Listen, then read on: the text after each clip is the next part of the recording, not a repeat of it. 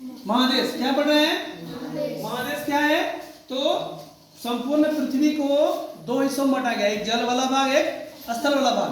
जल वाला भाग का जो प्रतिशत है वो लगभग तुम्हारा 79 है, ठीक है, 71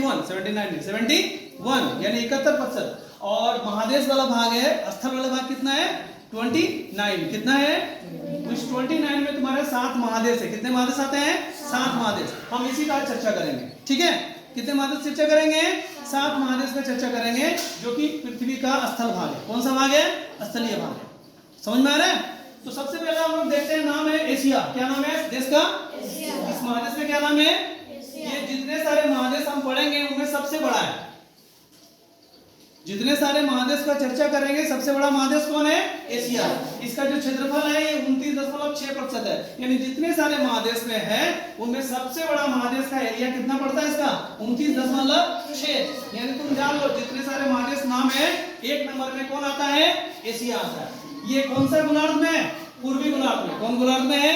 पूर्वी गोलार्ध में। और ये इसमें जो हम लोग काल्पनिक रेखा पढ़े, कर्क रेखा, मकर रेखा, विषुवत रेखा, इन महादेश से कर्क रेखा से गुजरता है। कर्क रेखा कौन सा महादेश से गुजरा है? एशिया महादेश, है ना। और एक पर्वत है, नाम है यूराल पर्वत। क्या नाम है? ये पर्वत क्या करता है? एशिया को यूरोप से अलग अलग करता है। बहुत आसान से याद कर सकते हैं, यूरोप यूराल, यूरोप यूराल। तो यूराल पर्वत कौन है? बोलना है एशिया को यूरोप से अलग करता है। एशिया महादेश को यूरोप से कौन अलग करता है? यूराल। और इस महादेश में लगभग 48 से 50 देश आता है। इस महादेश में कितने देश आते हैं? 48 से 50 देश। जानेंगे इसके बारे में। नेक्स्ट कौन है? अफ्रीका। कौन सा? 1 नंबर में एशिया, 2 नंबर में कौन है? क्रम से याद करना, प्रश्न बनेगा। सबसे बड़ा महादेश कौन है? एशिया।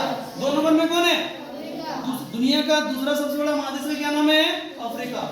इसी महादेश में तुम्हारा तीनों काल्पनिक रेखा गुजरा है। विषुवत रेखा भी है, कर्क रेखा भी है और मकर रेखा भी है। प्रश्न ऐसा बनेगा, ऐसा कौन सा महादेश है जहां तीनों ही काल्पनिक रेखा गुजरा है? तो तुम बता देना सर, विषुवत रेखा भी गुजरा है उसमें, कर्क रेखा भी गुजरा है और मकर रेखा भी। ये उत्तरी गोलार्ध और दक्षिणी गोलार्ध दोनों में आता है। ये महादेश उत्तर और दक्षिण दोनों गोलार्ध में, ठीक है। और इसमें सबसे बड़ा रेगिस्तान क्या है? उसका नाम है सहारा। इसी महादेश में। किसमें? अफ्रीका में। और सबसे बड़ी बात, यह महादेश चारों ओर से जल से घिरा है। किससे घिरा है? चारों ओर महासागर से घिरा महादेश है। और इसमें कर्क कितने देश आते हैं? 54 देश आते हैं। बस इतना जान लें इसके बारे में। फिर से दोबारा रिपीट करते हैं। अफ्रीका दूसरा सबसे बड़ा महादेश है।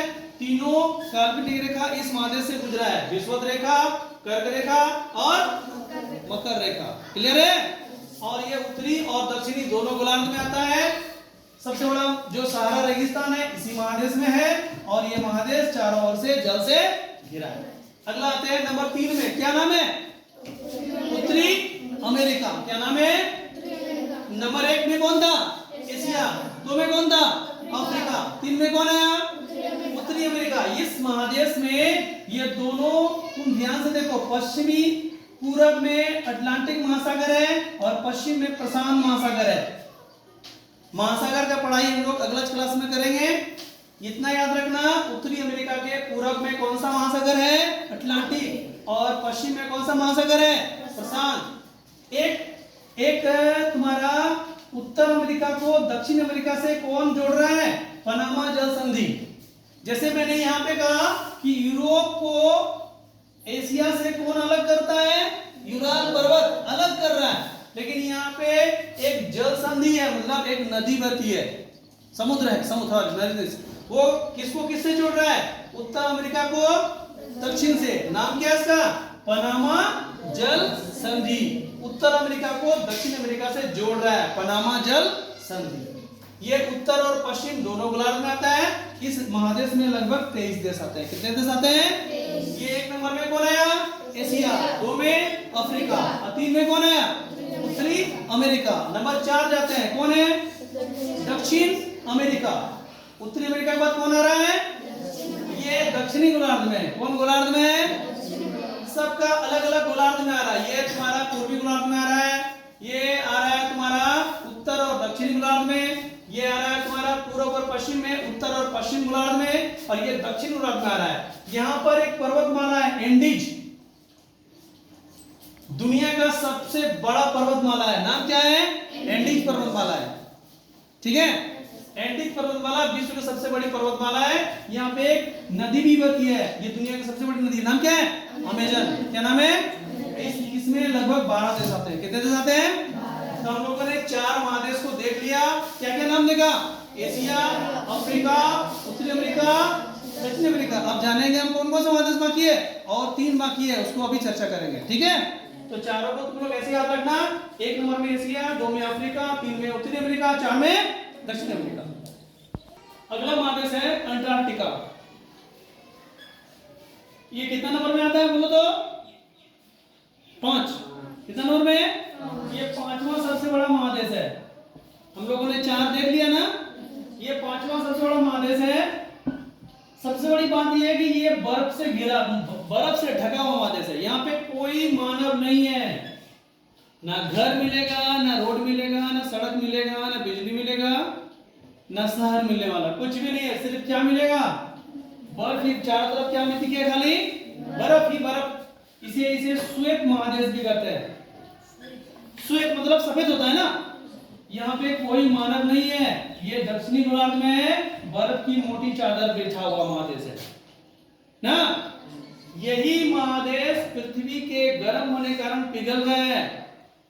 ध्यान से सुनना, ग्लोबल वार्मिंग नाम का जो चैप्टर पढ़ते हैं हम लोग, इसी से रिलेटेड है कि ये महादेश पिघल रहा है और जल की मात्रा बढ़ रहा है, और जल के साथ संलग्न देश, यानी जिस देश जो देश जल के साथ जुड़ा हुआ है, यानी देश है बगल में महासागर है। जैसे भारत में ही ले लो तुम, हमारे कितने सारे राज्य हैं जो समुद्र तट से सटा हुआ है? करीब करीब 9 से 10 राज्य है ना। शुरू कहां से करें? गुजरात से। क्या? गुजरात है, फिर महाराष्ट्र, केरल, कर्नाटक, तमिलनाडु, आंध्र प्रदेश, उड़ीसा, पश्चिम बंगाल। ये सारे महादेश किससे जुड़े हैं?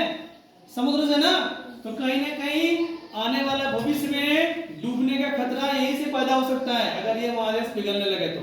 सोचो, इतना बड़ा महादेश अगर पिघल जाए। अब पिघलने का मुख्य कारण है मानव, क्योंकि वो प्रदूषण को फैला रहा है, जंगल को काट रहा है, जिससे पृथ्वी गर्म हो रहा है और ये महादेश पिघल रहा है। समझ में आई बात? तो ये वाला यहाँ पे कोई मानव नहीं है, लेकिन भारत के ये एक शोध केंद्र का एरिया है। शोध का मतलब होता है रिसर्च सेंटर, समझा? यहाँ पे कई सारे शोध, विभिन्न देश अलग अलग वहाँ पे जाके शोध करते हैं कि क्या है नहीं है। तो भारत के भी 3 शोध केंद्र वहाँ पे है। एक का नाम है मैत्री, एक का नाम है भारती, और एक का नाम है दक्षिणी गंगोत्री। ये 3 तरह का वहाँ पे अपना शोध केंद्र बनाया है ताकि इस महादेश के बारे में रिसर्च कर सके। क्लियर है इसके बारे में? नंबर 6 में कौन आ रहा है? यूरोप। इसे एशिया और यूरोप को यूरेशिया भी कहा गया इस महादेश का। इस महादेश का और एक नाम क्या है? यूरेशिया।